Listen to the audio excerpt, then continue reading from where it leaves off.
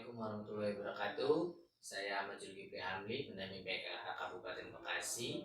Pada kesempatan kali ini saya akan membuat video simulasi P2K2 pada modul 3 kesehatan dan gizi, di sesi 1 ya, tentang pentingnya gizi dan layanan kesehatan ibu hamil.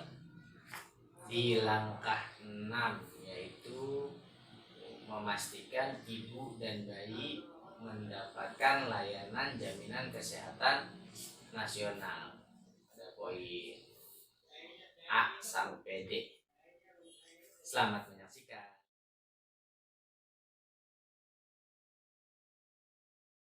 Ya, ibu-ibu masih pada semangat di sini, Bu. Namanya udah pada mulai lemes nih ya. Pada lesu. Ya.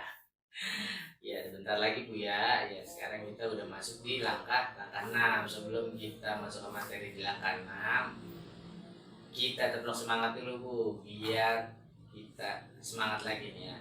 Ya Bu ya. Iya. Tetap semangat. Semangat. Semangat. Iya, terima kasih Bu-ibu. Ya, sekarang kita masuk di langkah 6 Bu ya, yaitu tentang memastikan ibu dan bayi mendapatkan layanan jaminan kesehatan nasional. Ibu, di sini ada yang belum pernah melahirkan, ya? Sudah semua Bu ya. Iya, sudah pernah semua, sudah pernah, maksudnya sudah pernah punya pengalaman untuk melahirkan. Ya, karena kan di sini rata-rata udah punya anak semua ya, anak SD, anak SMP, SMA, ya, bahkan ada yang sudah kuliah, alhamdulillah. Iya. Nah Bu, kalau saya mau tanya, kalau melahirkan itu perlu biaya nggak Bu? Perlu ya. Iya. Biayanya mahal kok atau murah Bu? Mahal Bu ya kalau di rumah sakit ya, apalagi kalau melahirkannya sesar Bu ya. Nah, itu bisa jutaan ya Bu ya biayanya. Nah, sekarang ini kan kita membahas tentang layanan jaminan kesehatan nasional. Nah, ibu-ibu sebagai peserta PKH, di sini kan peserta PKH semua nih Bu ya. Iya, peserta PKH itu selain mendapatkan bantuan PKH, ibu-ibu juga berhak untuk mendapatkan jaminan kesehatan nasional. Apa sih jaminan kesehatan nasional itu? Ya, kalau bahasa kitanya itu Bu, KIS ya, BPJS Kesehatan. KIS, ibu-ibu tahu apa, ada yang udah punya KIS di sini? Ya, yang belum punya ya, yang udah mau, udah ada juga kan di sini beberapa yang udah, ada juga beberapa yang memang belum mendapatkan KIS. Nah, KIS ini penting untuk untuk jaga-jaga lah Bu ya. Kenapa? Karena kan kita kan nggak selalu sehat gitu ya. Maksudnya kadang-kadang kita juga ada dropnya gitu kan, kalau kata ini kan mau akan kerja banyak kita capek, nanti kan kita drop. Nah, kartu di sini ya, mudah-mudahan sih kita sehat selalu Bu ya maksudnya. Tapi kan yang namanya datangnya sakit atau penyakit itu kan kita nggak pernah tahu. Paling tidak kalau kita sudah punya KIS ini, kita bisa yang namanya ya antisipasi lah, pencegahan kalau kata bahasa kita gitu kan. Nah, jadi kalau kita udah punya kartu KIS ini, ya kita kalau mau berobat tuh enak, bisa gratis soalnya, nggak bayar apa, nggak bayar itu, tapi kita bisa gratis Bu ya. Pak, bisa gratisnya nih di semua, saya mau daftar di ini buat sini. Nah, nanti ada di situ namanya paskes tingkat 1 Bu, kalau di KIS itu kan ada paskes tingkat 1, itu biasanya puskesmas Bu ya, puskesmas nih. Nah, kalau kita mau berobat di puskesmas itu kita bisa gratis Bu, kalau kita punya KIS, termasuk sama rumah sakit yang memang sudah bekerja sama dengan BPJS ya, melalui rujukan dari puskesmas. Nah, nanti kita mau berobat kemana nih, nah itu kita bisa gratis ya.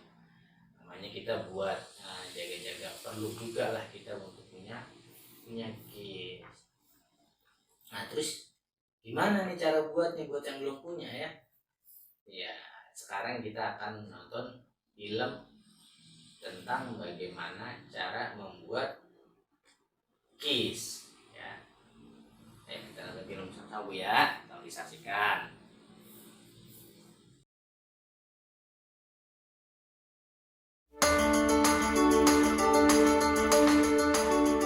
Kita patut bersyukur bahwa mulai 1 Januari 2014 negara kita sudah punya sistem jaminan kesehatan nasional atau JKN.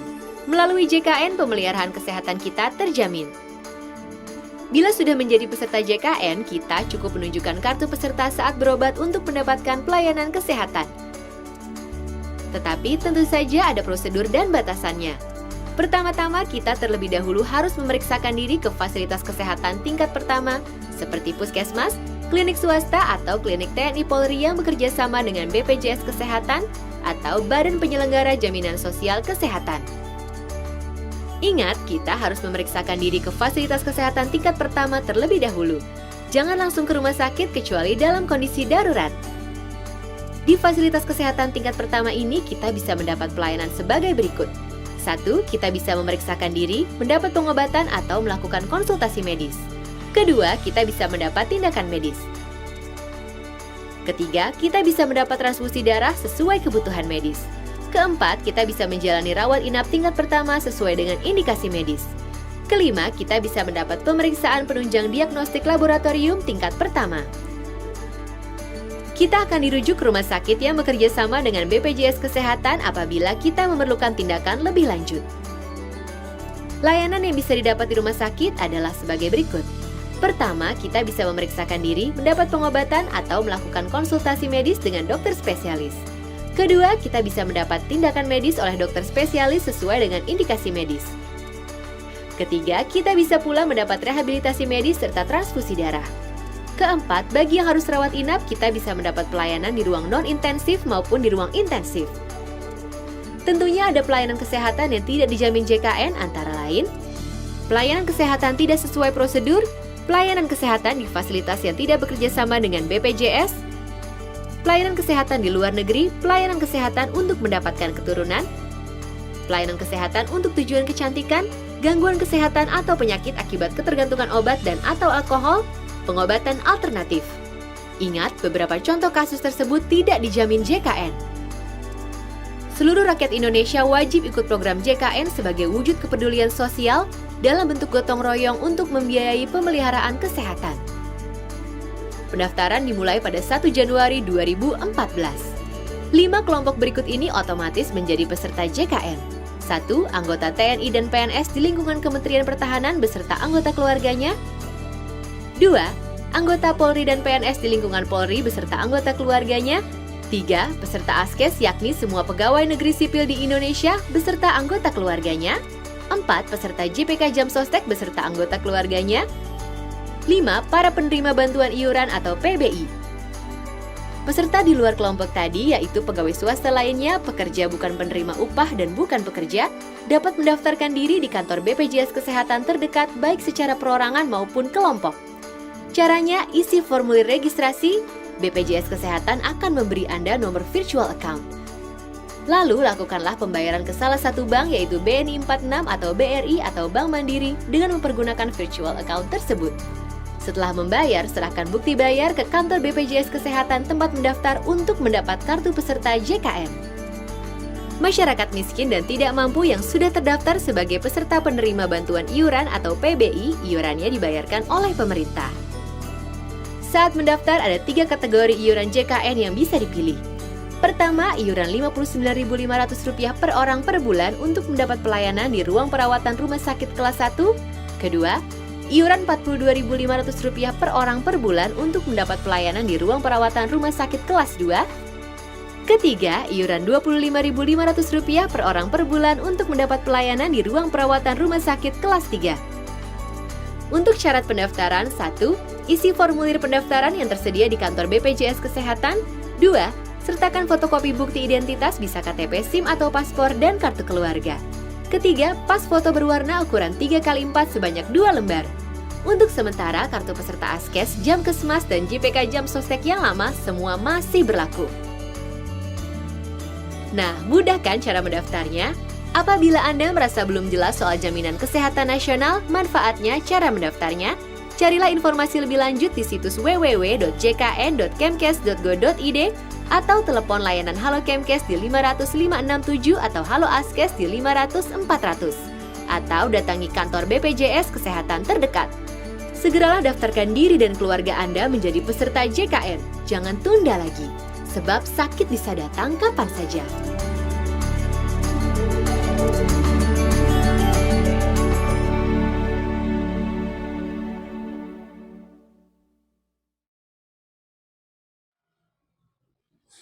Iya, baik Ibu-Ibu. Gimana?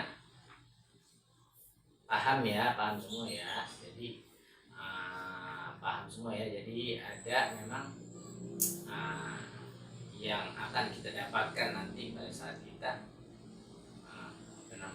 mempunyai kartu KIS nih, pelayanan kesehatan yang kita dapatkan nanti di Paskes tingkat 1, yaitu nanti kita mau sekedar konsultasi medis ya. Nanti juga kita mendapatkan tindakan medis di tingkat pertama, terus juga rawat inap atau mungkin butuh transfusi darah, itu juga nanti bisa di-cover di tingkat 1, atau perlu mendapatkan penanganan lebih lanjut Bu, atau harus dirujuk ke rumah sakit, harus ketemu dokter spesialis. Nah, itu bisa juga menggunakan kartu KIS.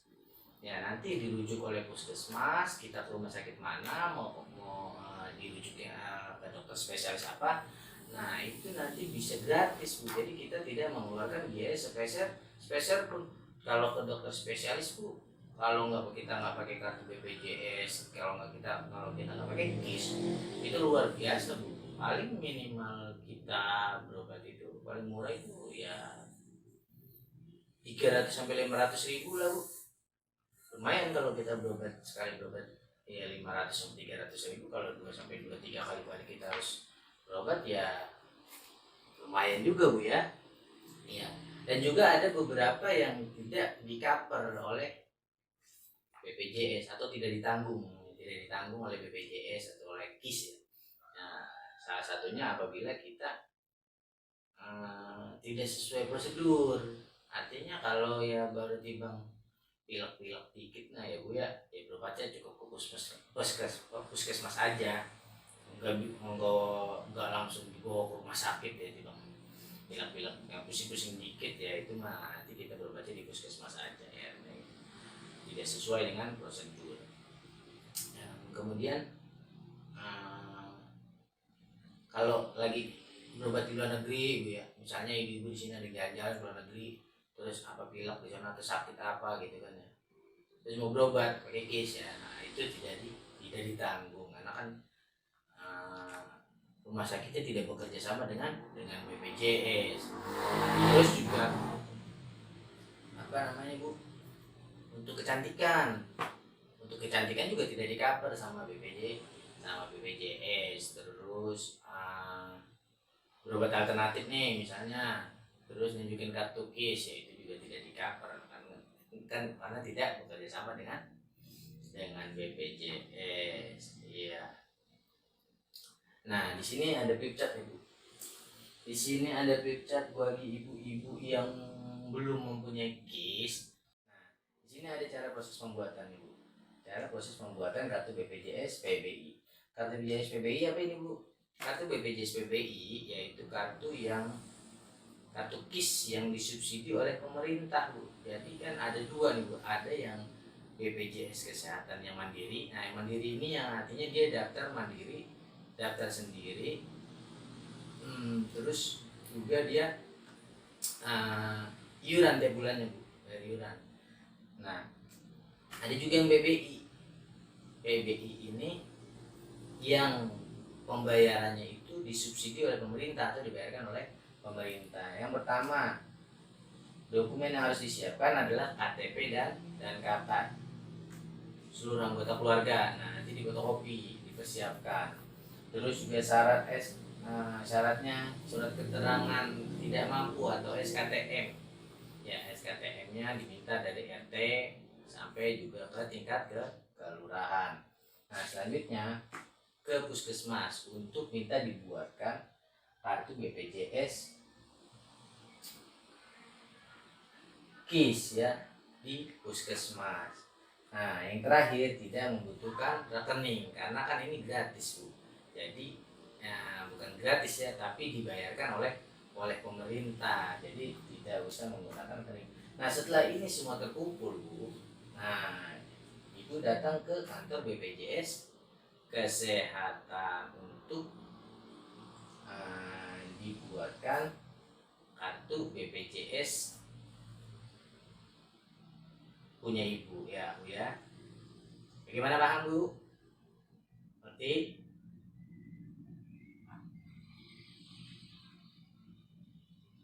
Iya, paham semua, Bu ya. Baik. Ya, demikian tadi video simulasi K2 dari saya. Semoga bermanfaat. Terima kasih telah menyaksikan. Jangan lupa like dan subscribe ya.